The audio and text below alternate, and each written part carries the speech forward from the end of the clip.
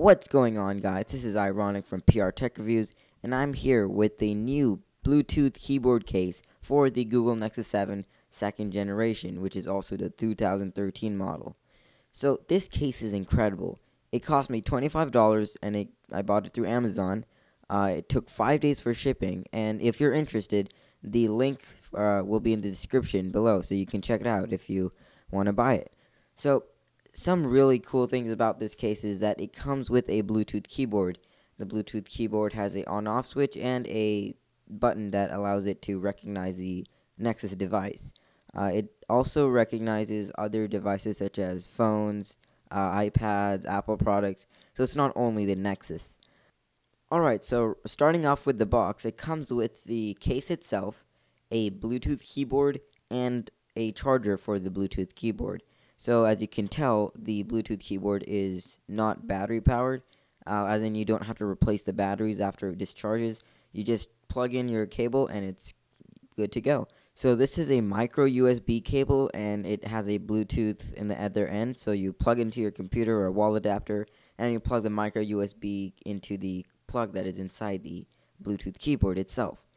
So the battery life for the keyboard is excellent.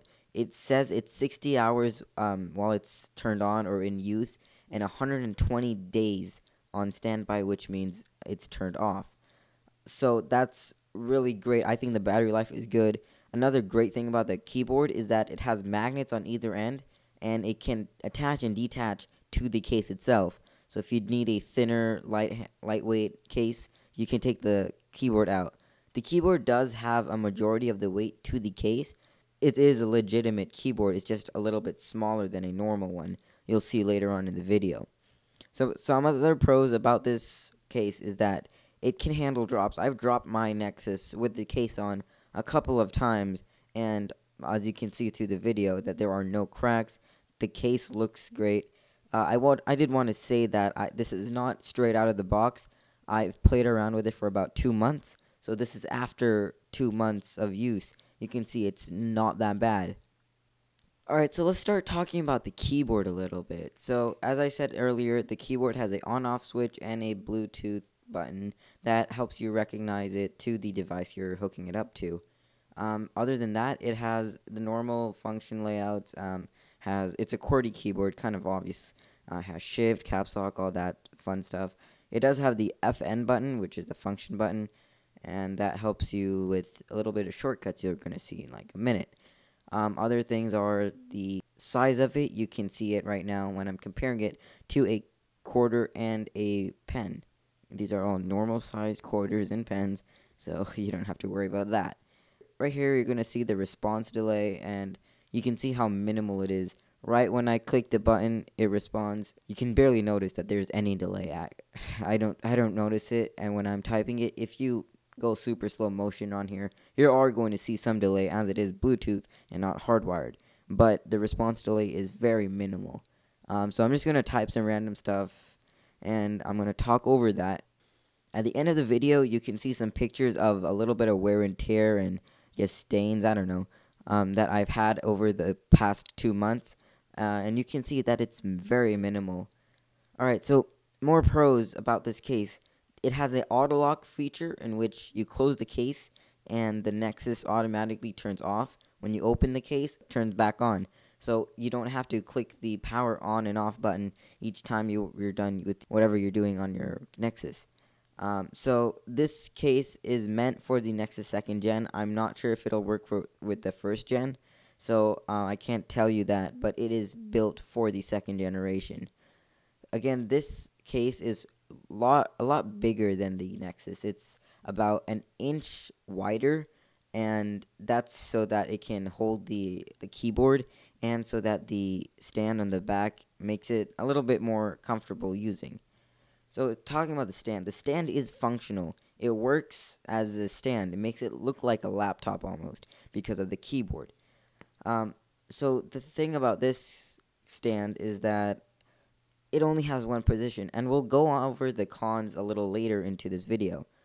Anyway, so more pros about this case is that it is accessible with landscape and portrait mode. so you can hold it portrait, hold it landscape. That should be fine with any case as it is.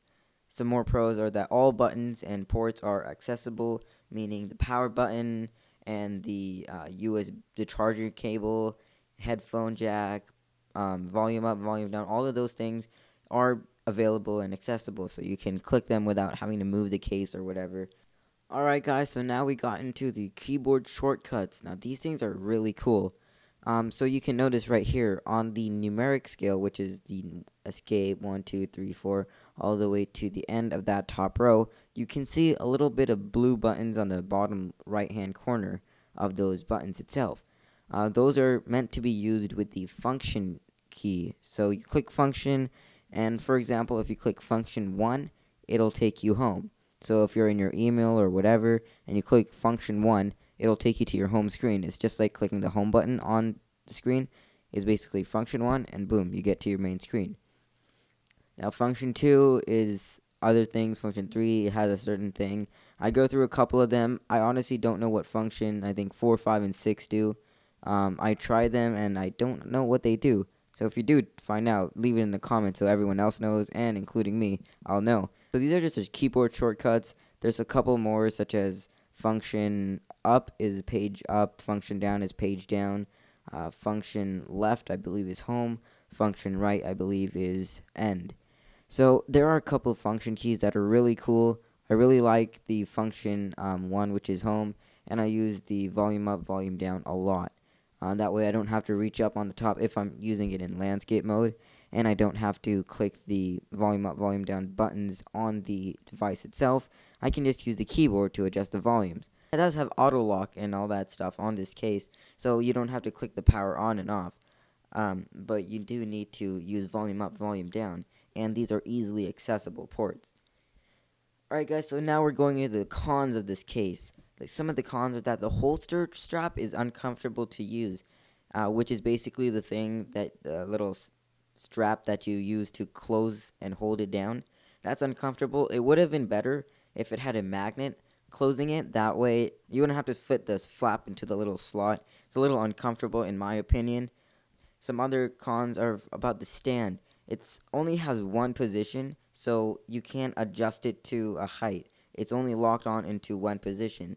If you want it a little bit more steep, then you're going to have to hold it. But because the case is so big, and you won't be touching the screen unless you actually want to, obviously. Alright, so another con about the stand is that it's hard to put back into place. There's a cardboard thing wrapped in nylon, and on my first day, I think I broke it. You might be able to see in the video it's a little bit bent. That was from my first day. So if you haven't bought it yet, or if you haven't opened it yet, don't do the mistake I did. Don't force it to close.